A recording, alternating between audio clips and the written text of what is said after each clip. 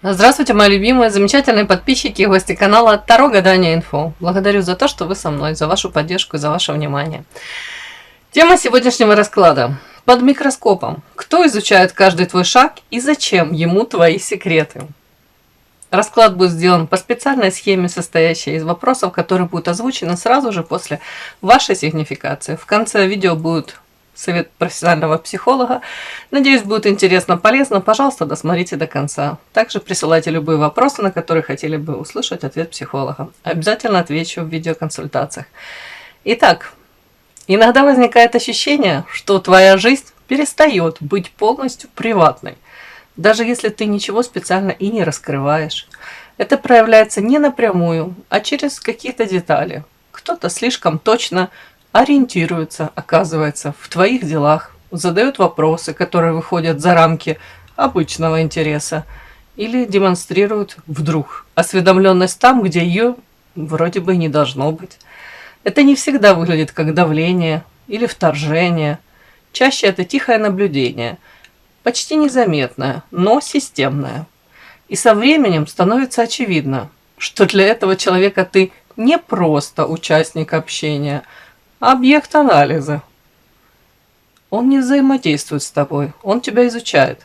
И вопрос здесь не в том, есть ли наблюдение, а в том, кто именно занял позицию исследователя в твоей жизни и какую, собственно, цель он преследует, оставаясь вне прямого контакта. Итак, ваша сигнификация. Какая девочка пришла на расклад?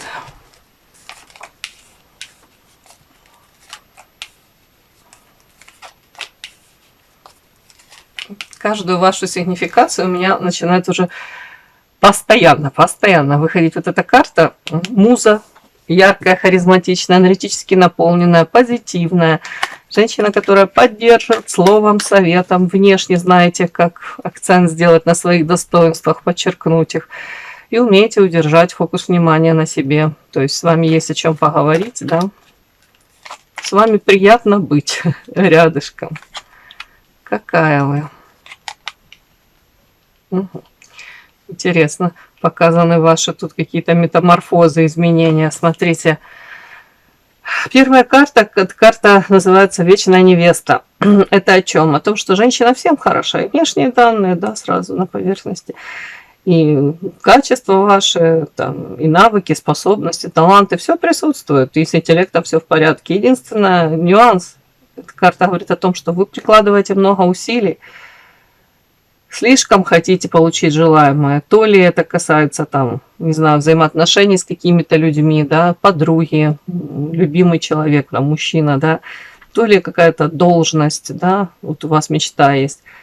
При этом, как вам сказать, вы прикладываете действительно усилия, но вы не получаете желаемого. И вроде бы парадокс, да, ну, правда, всем хороша. А тут нюанс какой. Женщина может соглашаться на меньшее, да, изначально планочку как понижает.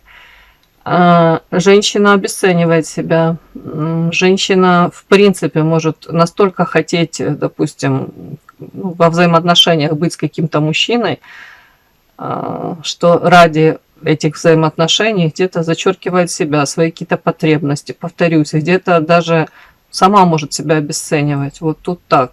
Ну, это скорее с детства идет туда, какие-то, может быть.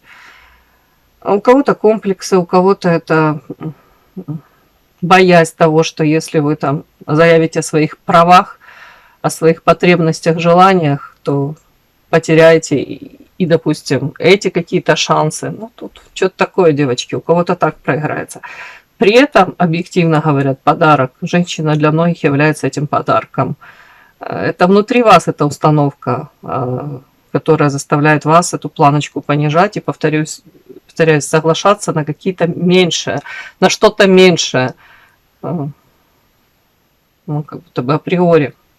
Так, но мне показано, при всем, что, да, высокая оценка вас, вы как будто закрываетесь уже по карте щит, это скорее свое сердечко. Тут как будто бы вы сейчас избирательно, не для всех являетесь тут такой матерью Терезой. Тут карта посланник высших сил, это вас характеризует очень заботливая, нежная, заботливая мамочка, внимательная, там, супруга. В принципе, добрый, светлый человек. Плюс еще вот эти качества. Карта мораль, ваши открытые ладони. Это говорит о том, что вы скорее предпочитаете выстраивать отношения в открытую, без каких-то манипуляций, двойных там подтекстов, стандартов. Вы хотели бы быть открыты во взаимоотношениях, и в ответ хотели бы точно такого же отношения. Но по вот этим картам, щит, да, что вы закрываетесь, и тут карта одиночества, мне говорит о том, что не так много людей, которые, скажем так, с вами разговаривают на одном и том же языке. Поэтому вы, дабы, может быть, свою энергию, опять-таки, не тратить просто в никуда, да, и не наполнять людей, которые вам явно не той монетой отплачивают, вы скорее предпочтете сейчас то ли одиночество, и это как осознанный уже ваш выбор, и вам может быть даже и комфортно в этом одиночестве. Как-то так мне показали. Такая женщина. Какая сигнификация ваша? Подпишись на канал и поставь лайк. Итак, под микроскопом. Кто изучает каждый твой шаг и зачем ему твои секреты? Первое у нас портрет наблюдателя. Кто он? Его роль в твоем окружении, степень доступа к информации. Насколько он там осведомлен о вас, о вашей жизни. Его роль в окружении. Следующее у нас формат слежения. Как он собирает эти данные? Это через соцсети, может, какие-то косвенные вопросы, общие контакты. Соцсети, косвенные вопросы, общие контакты.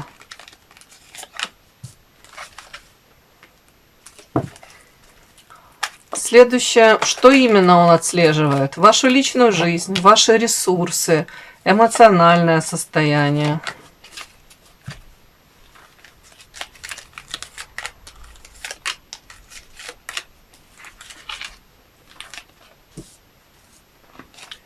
Следующее. Зачем ему эта информация? Там, контроль, сравнение, поиск слабых ваших мест. Или, в принципе, какой-то интерес. Давайте узнаем. Зачем ему эта информация, которую он там собирает о вас?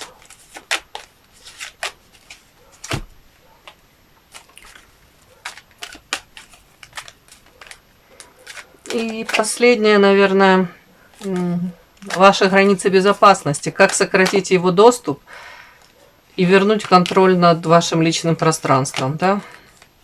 Может, совет какой-то будет.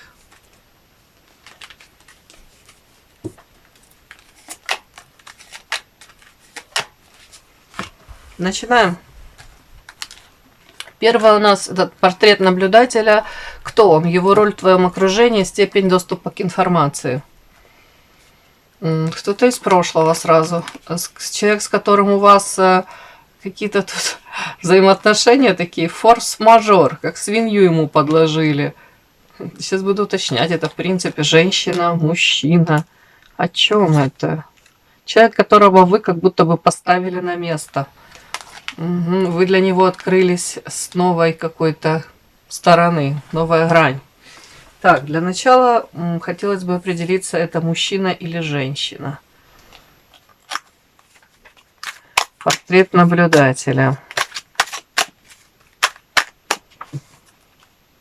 Это мужчина или женщина? Чтоб сомневался, дьявол. Мужчина или женщина?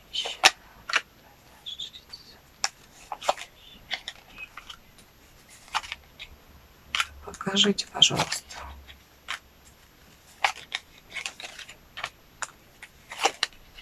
Да что ж ты будешь делать? Это мужчина или женщина? Не показывают. Не хотят они тут на этих показывать. Что хочешь, рассказывают, но не показывают. Мужчина или женщина? Портрет наблюдателя.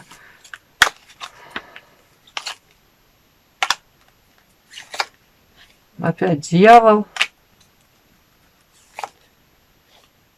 Это опять все, ну, конкретно не показывает, мужчина или женщина. Опять шестерка жезлов, опять победитель. Карты очень похожие.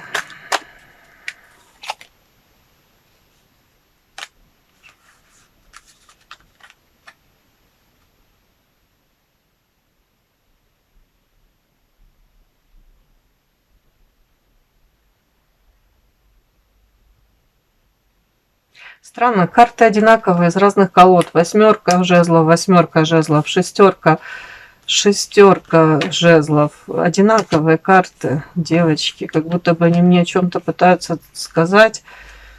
Дьявол. Так, это кто же это? Роль в твоем окружении, степень доступа к информации. Это мужчина или женщина за вами вот следит, под микроскопом изучает каждый ваш шаг? Мужчина это.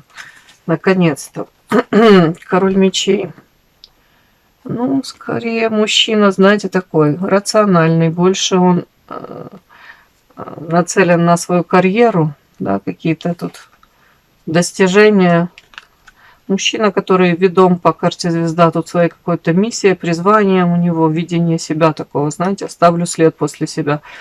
По дьяволу, 2 раза дьявол выпал, и шестерка мечей, шестерка жезлов 2 раза. Знаете, вижу цель, не вижу препятствий, такой мужчина. Если он действительно считает, что он что-либо должен получить, и он имеет право это получить, то тут вообще как будто бы нет никаких препятствий для него. Вообще это довольно-таки целеустремленный товарищ и привык получать эту победу любыми способами.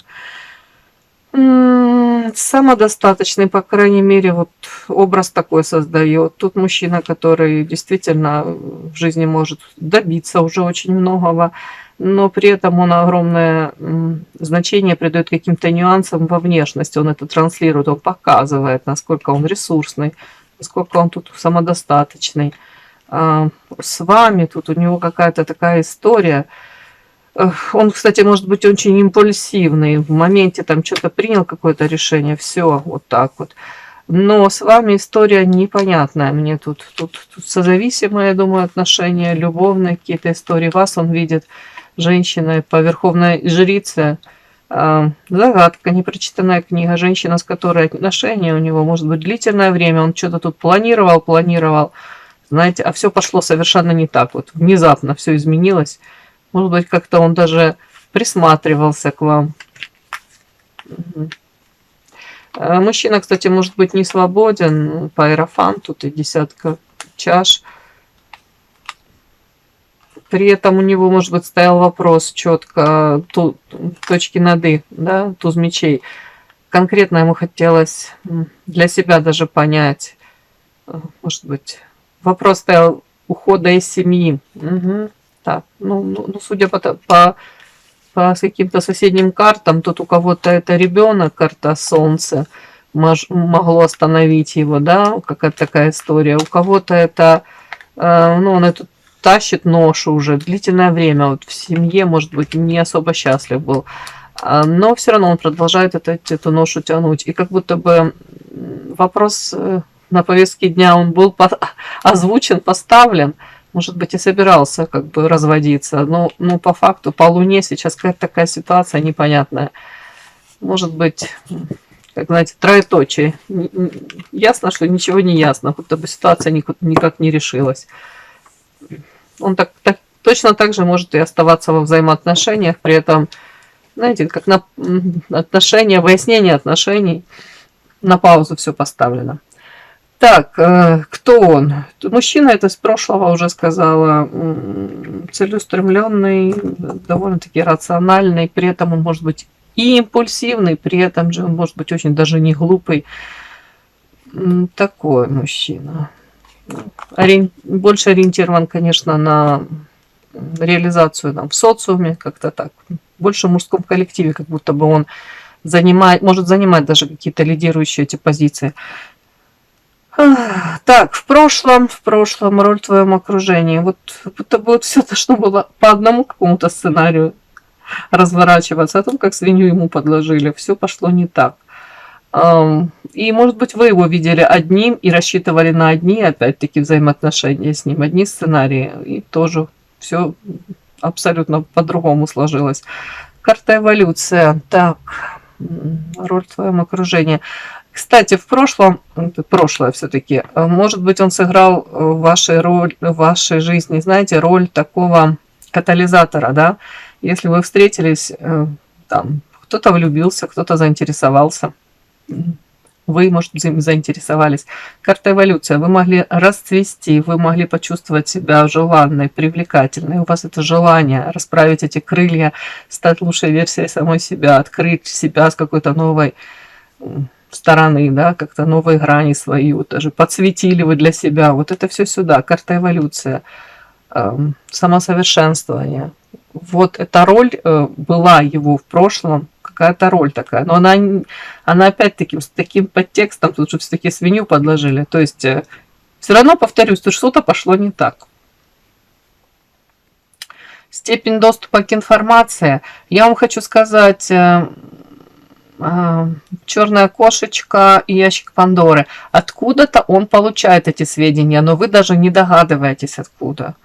Он имеет доступ к какой-то информации по поводу вас. Но его интересует тут все.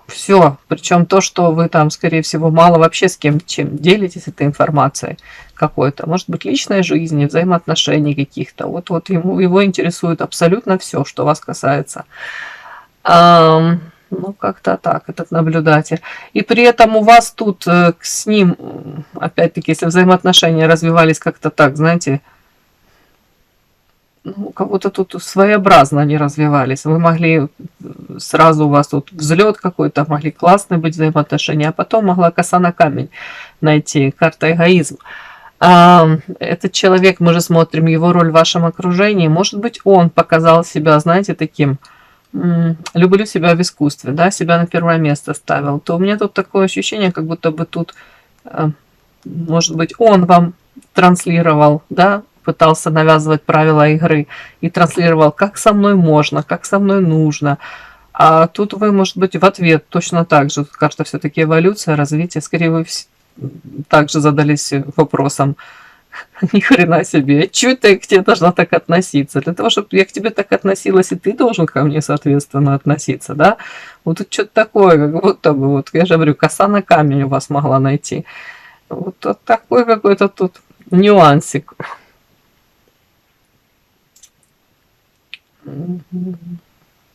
Один мог продавливать какие-то, повторюсь, свои, навязывать правила игры, а второй точно так же свое что-то пытался донести. Вот тут как-то так. То ли борьба двух эго, то ли уж не знаю.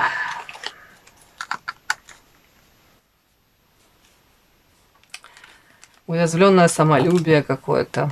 Ну, что-то такое. Вот такая роль этого человека в вашем окружении.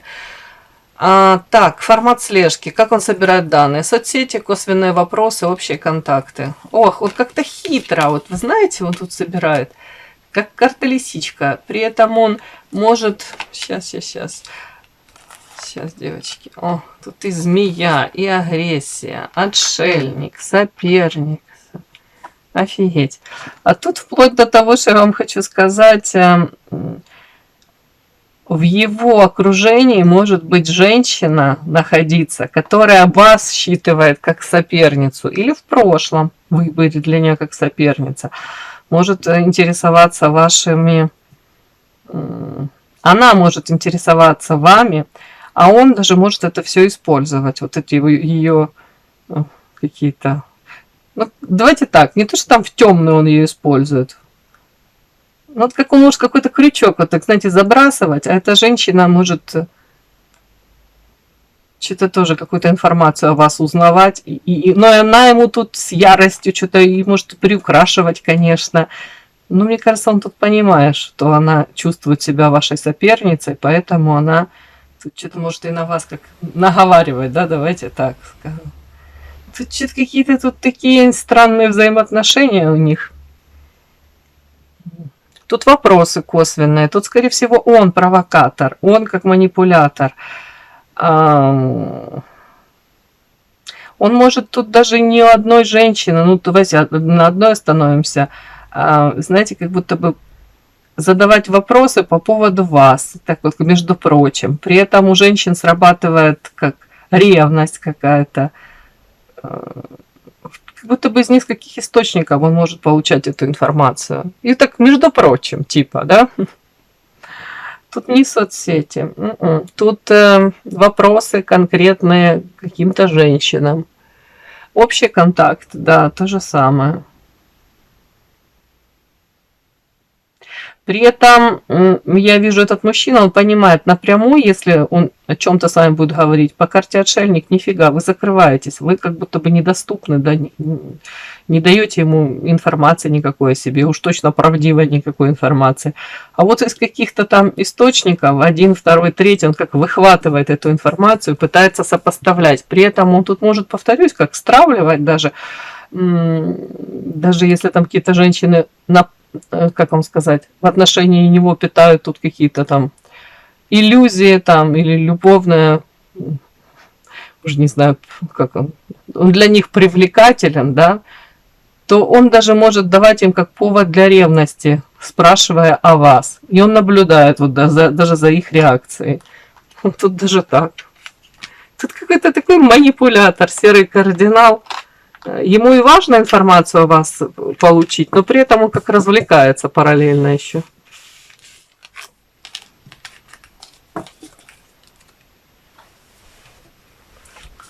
Так, следующее. Фокус внимания. Что именно он отслеживает? Личную жизнь, ресурсы, эмоциональное состояние. Ага, интересное сочетание. Токсично, муза, дом, борьба. Иллюзия луна. Эмоциональное состояние ваше, да. Личная жизнь, да, так как карта дом, и тут при этом ресурсы. Первая карта, не пойму, токсично. Знаете, такое ощущение, как будто бы ему очень важно узнать, какое взаимодействие у вас тут с мужчинами. Это даже мне дома. Токсичная карта музы. Он знает, насколько вы там привлекательны и какой вы можете быть. Яркой, харизматичной, привлекательной, сексуальной для мужчин. Вот ему очень важно вот это вот как будто бы уточнить, как вы сейчас проявляетесь, ну, где-то там в социуме с какими-то мужчинами, флиртуете, не флиртуете, вот какое-то ваше состояние. Вот, знаете, намерены ли вы какие-то в игры играть, вот знаете, как-то так вот. Ну да, эмоциональное ваше состояние, в принципе, какие-то установки ваши, как вы себя сейчас вот транслируете в социуме. Угу. Хватает ли вас... Ну да, как вам сказать, нужно ли вам вот внешне где-то подпитываться, да, вот опять-таки получать вот как подтверждение тому, что вы там привлекательны, вы интересны. Вот играете ли вы в эти игры? Тут как будто бы завязываете ли вы новые какие-то знакомства, может быть, там, не знаю, там, с мужчинами, опять-таки, насколько этот флирт у вас там дальше простирается. Вот тут что-то такое вот его интересует. Вот. При этом личная жизнь, да, дом, это домочадцы. При этом ему интересно в доме, может быть, какие у вас взаимодействия с вашим, если это партнер, борьба. Борьба, иллюзии и луна. Так. Эмоциональное состояние больше. Чего это? Знаете, тут вот у многих вопрос. Если он знает, что у вас есть там какой-то мужчина, да, постоянный, карта князь, ему хотелось бы узнать, насколько вы с ним счастливы. Не предпринимаете ли вы каких-то шагов для того, чтобы вне, допустим, семьи, вне взаимоотношений, где-то еще с кем-то тут, ну, давайте так, самоутверждаться, да, любовные какие-то истории проигрывать, может быть, какой-то далеко идущий флирт на стороне, вот это его интересует. Вот насколько вы, ну, наверное, так, счастливы в семейной жизни, вот это его тоже интересует. Насколько тут ваши иллюзии, ожидания по поводу вот личной жизни, насколько вы получили желаемое, да, довольны вы ли своим нынешним, не знаю, состоянием. Вот тут все такое.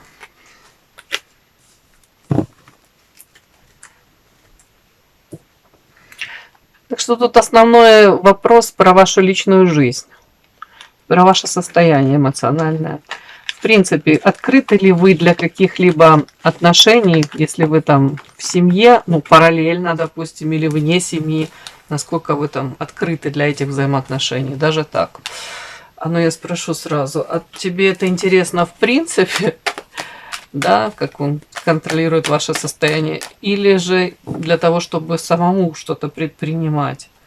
Ему это интересно в принципе для, ну, не знаю, контроля какого-то, или для того, чтобы там предпринять что-то в будущем?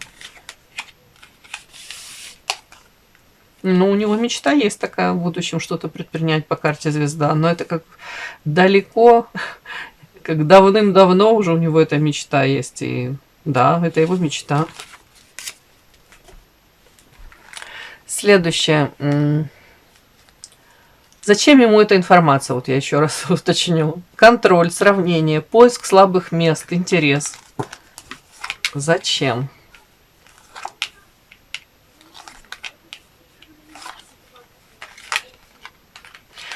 Зачем? Смотрите, тут мне сразу показали, что ему кто-то информацию какую-то про вас, про вашу личную жизнь донес, рассказал о том, что мужчина какой-то в вашей жизни присутствует по карте медведь, который там обеспечивает вас в плане, вкладывается во взаимоотношения. Может быть, он к вам, карта сердца, ну, рассказали, что ну, влюблен, заботится о вас. Но при этом карта бесы – это история о том, что вам то ли это не нужно, то ли вам это уже надоело, или вам этот мужчина не интересен уже. Вот тут что-то такое, как будто бы с вашей стороны, вот, как говорят, перегорело, да, прошло.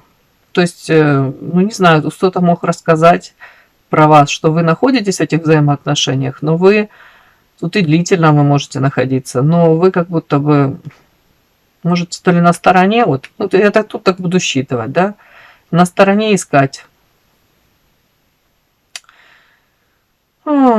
Какие-то, знаете, такие приключения, да, давайте на пятую точку. Ну, тут это, скорее всего, знаете, это как интерпретация кого-то. Или вас так считывают, что вы не особо счастливы в любовной, ну, в любви. Но это как информация какая-то ему донесли, и это для него было своего рода как гром среди ясного неба. Так, первое, зачем информация? Контроль, сравнение, поиск слабых мест. Интерес. Показано, в принципе, его интерес к вам, он не пропадает, он зреет.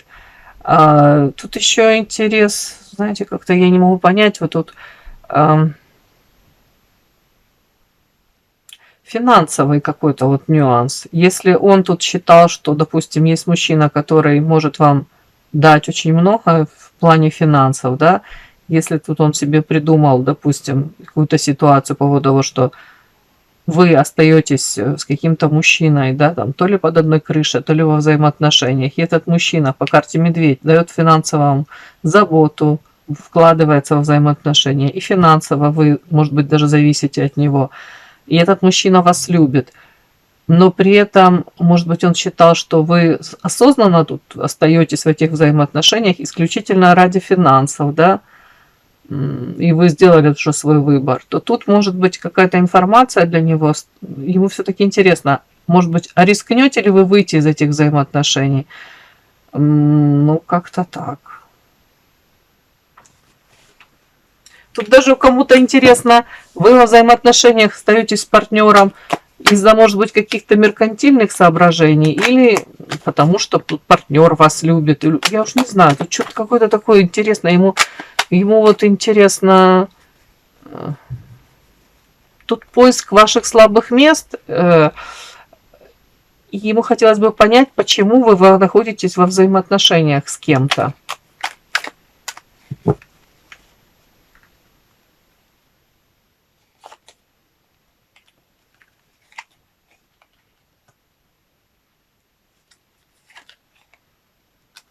Если вы замужем, то он считает нахождение ваше в этом браке, в союзе, по карте тут справедливость, а тут карта лиса и карта лабиринт, может считать вас женщиной, которая, по его мнению, выбрала какой-то вариант, ну, понятно, по сравнению с ним, то понятно, это совсем не тот выбор, который вы то ли заслуживаете, то ли вы могли бы намного лучшего выбрать кандидата.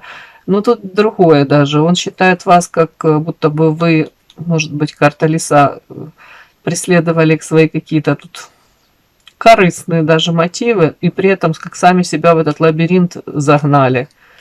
Угу. Как в западню сами попали. И сейчас недовольны вы результатом. Вот тут такое. Он хотел бы вот эту какую-то загадку разгадать. Для себя ответ получить. Вот другими словами. Счастливы ли вы в семейной жизни?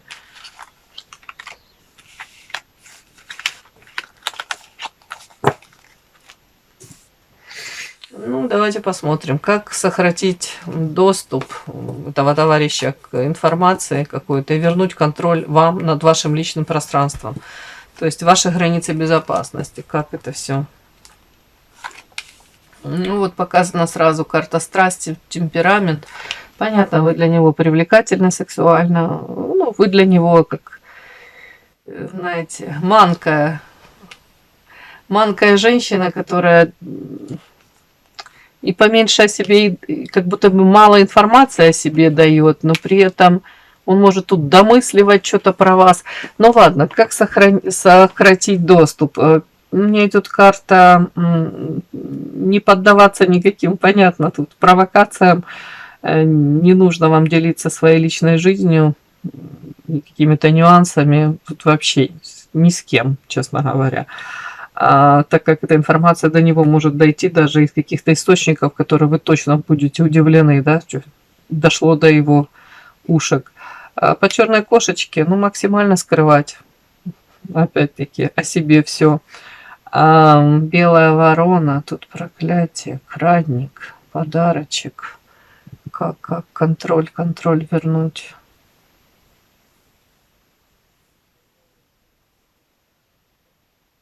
Тут говорят, если вы уже выбрали свой путь, какую-то дорогу, вот идите по этой дороге, тут белая ворона. Как-то нестандартно вы в его жизни проявлялись. Вот вы так и остаетесь для него этой женщиной, которую он не может до конца считать. Проклятие, крадник, подарочек. Сейчас я уточню, не могу понять, о чем это. Контроль. Давайте так, если у кого-то вы, может быть, с этим мужчиной были, ну, в каких-то страстных взаимоотношениях, уже не знаю, как это назвать, любовная связь, да, влюблены в него были, и вы, допустим, длительное время думали о нем, напитывали этой энергетикой своей его, то вам тут говорят, вот, проклятие, крадник. У кого-то тут даже ритуалы какие-то можно произвести по разрыву вот этих, знаете, если вы считаете, что вас с ним связывают какие-то там как нити незримые, даже условно можно, ну, это все есть в интернете, как провести этот ритуал и разорвать эти условные нити, через которые, ну, тут карта крадник все-таки, как человек наполняется или наполнялся этой энергией от вас, подпитывался. Но вы сами могли неосознанно его вот подпитывать, постоянно думая о нем, там, мечтая о каком-либо будущем с ним, допустим, да. Ну, своего рода вот такие какие-то тут могут быть практики. При этом говорят, тут как вернуть, просто перерезать вот как эту пуповину, которая вас связывает, энергетическую, и элементарно сказать: я возвращаю себе свои ресурсы, да, тебе оставляю свое, а свою энергетику я все возвращаю. Вот карта подарок, да, вот верни себе свое, другими словами. Контроль над личным пространством. Ну, тут перестать этого мужчину, тут, знаете, особо о нем думать, ну, легко сказать, да, перестать. Тут вернуть вот эти вот вложенные все затраты энергетические, вернуть себе. Так, границы безопасности. Да, вам говорят, как будто бы ты вновь можешь вовлечься в эту какую-то игру непонятную, да, при этом финал вообще как будто бы... Финал предрешен, ничем хорошим для тебя это не закончится. Ты для него являешься этой какой-то загадкой, но он также для тебя вот является, ну, мужчиной, может быть, до конца ты не понимаешь его какие-то тут мотивы, его поступка. Это, знаете, у вас тут как незакрытый гештальт, и у него, и у вас тут что-то такое. И вам говорят, вот эта вот пуповина, она между вами, она до сих пор существует. И интерес поэтому. Так, карта подарочек, о чем это? Ага, ну вот, как контроль вернуть над личным пространством, у кого-то элементарно обратить внимание на какого-то мужчину, который рядышком с вами есть. И даже если нет этого мужчины, для себя просто понять, что пока вы привязаны мыслями, да, вовлекаетесь, энергию свою тратите на вот воспоминания об этом мужчине, то вы не пускаете в свое поле нового, прекрасного какого-то мужчину, новые шансы какие-то даже. В принципе, не подпускаете к себе, может быть, даже мужчин. Он как даже на каком-то вот энергетическом уровне мужчина считывает, да, эта женщина там в голове другой мужчина, она занята другими мужчинами, она на меня не смотрит, она не видит меня в упор. Тут вот даже такое. Ну, вам предлагают над этим подумать. Освободить место. Может быть, возле себя. Даже от этого фантома какого-то так вот исцелиться. С точки зрения психологии, повышенный интерес к чужой жизни вот, этого мужчины, к вашей жизни, он повышенный интерес. Он может быть связан с потребностью в контроле, может быть в сравнении или компенсации собственной неопределенности. Ну, если он до конца не может понять, для себя определить вашу роль в его жизни, да, если он и не готов он ответ самому себе дать, и шаги конкретные какие-то делать он тоже не готов. Вот ему интересно узнать, да, что происходит в вашей жизни, насколько вы там открыты для каких-то новых взаимоотношений. Ну, наблюдение за вами становится способом снизить тревогу или восстановить ощущение значимости за счет анализа другого человека, да.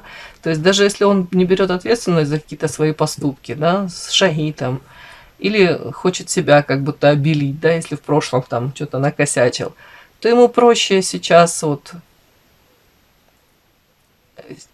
информацию о вас какую-то вот, которую он получает, ему так интерпретировать, и ему проще как анализ делать вас. Вот, ему проще говорить самому себе, ну, слава богу, там, не получилось, ну и правильно я сделал там, ну вот. Будто бы ищет человек подтверждение того, что если он там не поступил каким-то определенным образом, то он сделал правильный выбор. Вот тут как какое-то, знаете, идет с одной стороны самокопание, с другой стороны человек сам себе хочет что-то доказать, что он там, может быть, ну, сделал или не сделал он правильный выбор. В нашем случае, может быть, правильно он как-то поступил.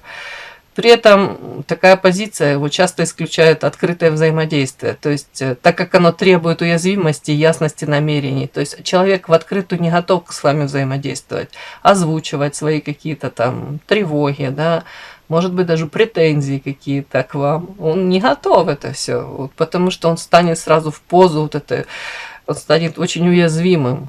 И ясность намерений, да, элементарно вы спросите, что ты вообще хочешь, ну, объяснись. Он не готов это все прояснять. Ну, для того, на кого направлено это внимание, ключевым становится тут, в нашем случае с вами навык осознанного управления границами. Ну, так как в информационном поле, так и в личных контактах. То есть вы должны, как и прежде, да, четко соблюдать границы и не пускать каких-то левых типа а-ля знакомых друзей в свою личную жизнь, да, в свою постель, интересоваться. Люди, которые интересуются вашей жизнью, вашей частной жизнью, да, должны ставить их на место, да. И это позволит сохранить вашу автономию и не вовлекаться в вот эти чужие стратегии скрытого контроля. То есть вам будет по барабану, по большому счету. Наблюдает за вами кто-то или нет, это их выбор, это их... Это их какие-то попытки интерпретировать, да, вашу жизнь, провести этот анализ вашей жизни. И вам не нужно заморачиваться по этому поводу. Все, мои хорошие, удачи вам во всем. И да, не забудьте подписаться, кто еще не подписан. Подписка, лайк, колокольчик, можно комментарий. Ну а те, кто уже подписаны и все это делают, большое вам спасибо. Умнички.